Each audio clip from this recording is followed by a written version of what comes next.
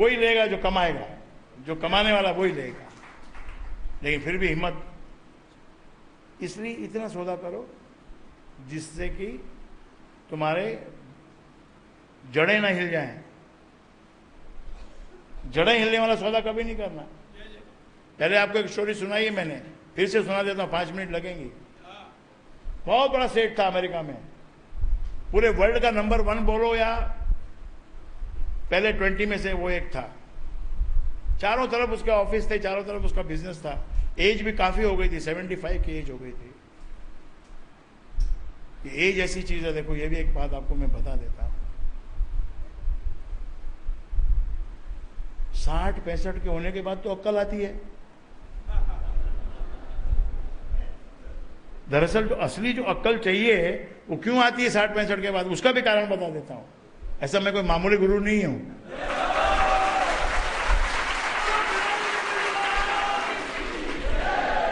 क्यों आती है अक्ल 60-65 के बाद?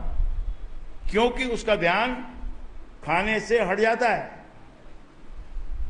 भगवान उसके अंदर ऐसा सिस्टम में थोड़ा डाउन कर देता है, तो उसका वो खाना पीना, होटलों में जाना और वो चाट पकौड़ी और वो दिन भर उसके बारे में सोचना और भोग विलास के बारे में सोचना, वो उसका भगवान ठंडा कर देता है।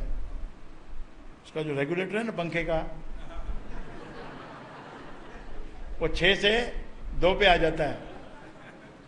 अब वो 2 पे आने की वजह से दिमाग सारा चलने लग जाता है और धंधे की समझ आ जाती है इतनी ज्यादा।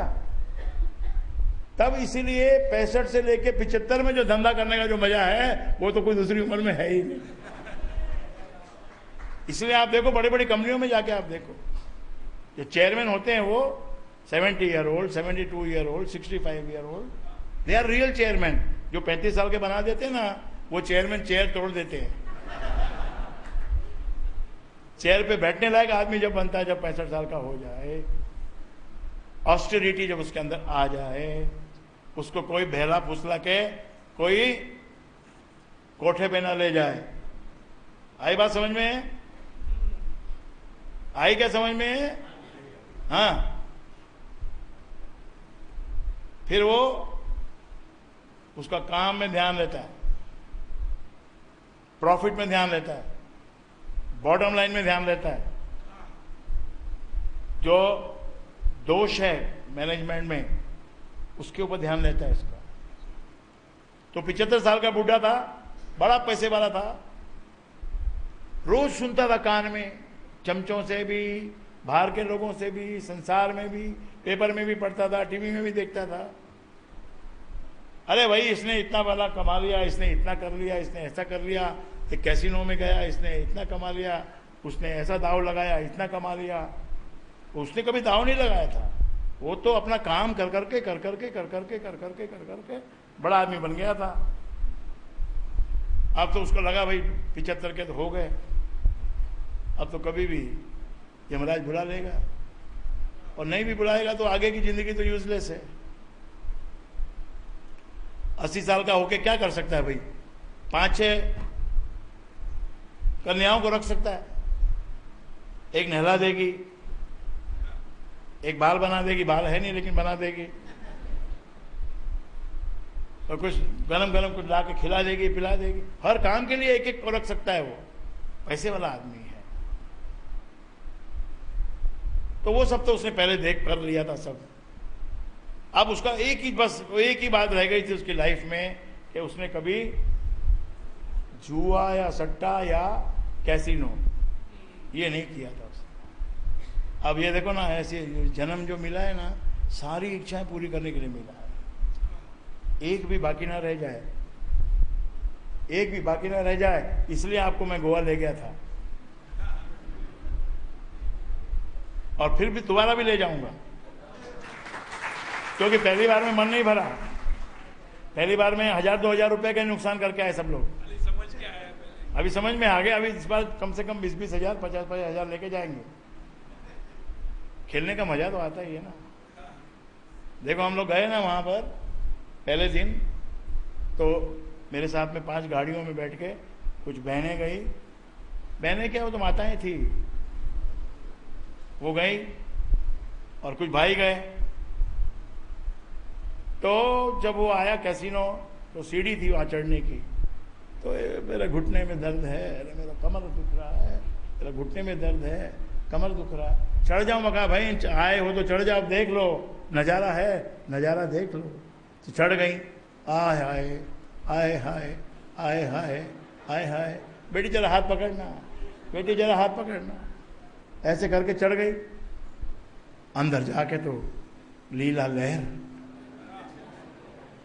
लीला लहर था मोहम्मद जी। चारों तरफ पब्लिक बैठी है, खेल रही है। तो उन्होंने थोड़ी देर तो लगाई, बाद में उनको समझ में आ गई कैसे क्या होता है। बस फिर तो गुरुजी का हाथ छोड़ दिया। गुरुजी आप अपना काम करो, हमारी फिक्र मत करो, हम यहाँ बैठे हैं, अपना कर रही हैं। खेल खाल के 4 घंटे निकल गए, 4 घंटे निकल गए। मैंने कहा भाई चलो वापस चलो, 4 घंटे हो गए, क्या और थोड़ी सी देर खेल लेते। मैंने कहा भाई वहाँ अपना प्रोग्राम है, उस प्रोग्राम में अपने को जाना है। अच्छा कैसे भी करके प्रोग्राम को नहीं छोड़ना बोल के वो आ गई वहाँ। और दूसरे दिन फिर दोपहर में टाइम था, मैं खाना खा रहा हूँ, चारों तरफ मेरे कान में गुरुजी कब चलेंगे, गुरुजी कब चलेंगे, और कहाँ चलेंगे? Casino casino casino casino casino casino, कब चलेंगे? मैंने कहा अच्छा चलो चलते हैं। 2 बजे उनको ले गया। वो जो पहले दिन जो हाय रे राम गाड़ी गा के रुकी वहाँ, चारों पांचों उतर के और बिजली की गति से ऊपर चढ़ गए। कोई सहारा नहीं, कोई बात नहीं, कुछ नहीं। और मैं ऊपर पहुंचा उससे पहले तो गेम ही जमा दिया। इसमें ताकत है, ये जुए में ताकत है इसमें। इसको खेलने वाला देखो आप, आपको भगवान का नाम बोलेंगे ना लेने को, नींद आवे, कमर दुख है, माथो दुख है, ऐसे ऐसे डायलॉग मालूम पड़ते हैं। और अगर बोलेंगे खेलना के, आवा के खेला, हाँ बैठो आओ चलो, मैं भी आऊं, तुम भी चलो चलो चलो चलो चलो। 11 बजे ताश जमता है तो सुबह 6 बजे तक चलता है। 6 बजे आवाज लगाता है, अभी चाय ले आओ। 6 बज गया भाई, तू तेरे घर आप बोल दियो कि नहीं बोल दियो? मैं तो बोल के ही आया हूं, काल 6 बजे जाऊंगा, आज को नहीं जाऊं।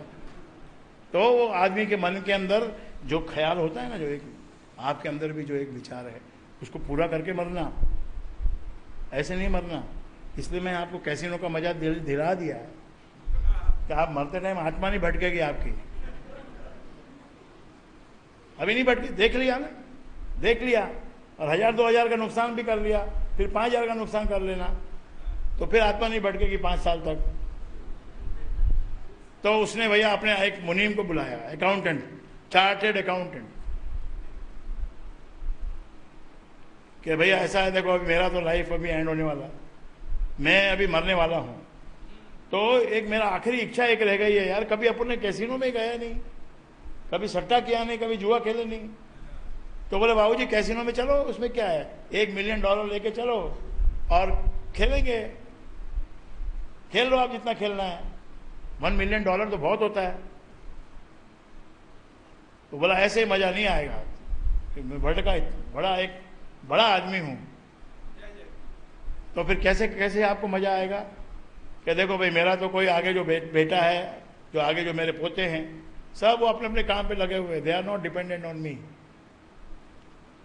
तो अमेरिका में ये खास बात है, अपने बच्चे को बड़ा करके उसको छुट्टा कर देते हैं, जाओ बेटा जहां शादी करनी है करो, जो खाना है जो खाओ, जितने बच्चे पैदा करने हैं करो, जो जो करना है करो, हमारा इसमें कोई जिम्मेवारी नहीं है। तो उनकी तो मुझे फिक्र है नहीं, और मैं इतने धन का करूंगा क्या? एक काम करो, कैसीनो में जाओ, उनको बोलो कि भाई हमारा बॉस खेलना चाहता है जुआ, और एक ही दाव लगाएगा, बस ओनली वन। कि कितना बड़ा दाव लगेगा आपका?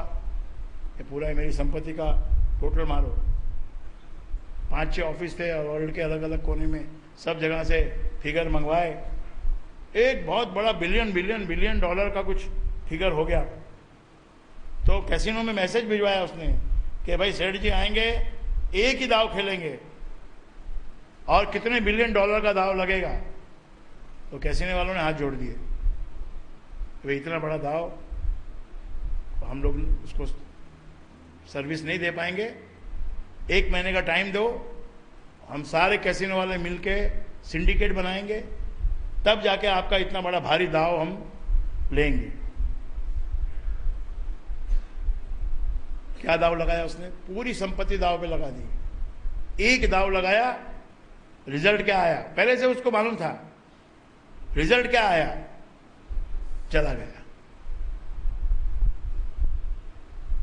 ये आपकी स्टोरी है, इस जमाने की स्टोरी है। ये अभी 20th सेंचुरी जो गई ना, उसमें की स्टोरी है। ये 21st तो आके अभी खाली 12 साल ही हुए हैं, उसके पहले की स्टोरी है। और उससे पहले की स्टोरी 5000 साल पुरानी, उसके बीच में बहुत सारी कहानियां हैं। राजा नल की भी कहानी है, जुआ खेलने की, लेकिन सबसे जो पॉपुलर कहानी है वो युधिष्ठिर की है। धर्मराज युधिष्ठिर। कौन कौन? धर्मराज, धर्म को करने वाला राजा धर्मराज स्वयं। जुए का एक छोटा सा शौक था, एक मामूली सा, क्या है अपने पास इतनी बड़ी संपत्ति, उसमें क्या फर्क पड़ेगा, थोड़ा सा खेलेंगे तो क्या फर्क पड़ेगा। और उसको पता था शकुनी को कि ये युधिष्ठिर का ये एक शौक है जिसमें इसको हम डुबा सकते हैं। लेकिन मुश्किल क्या है? मुश्किल कृष्ण है। कृष्ण जब तक है ये काम हो नहीं सकता।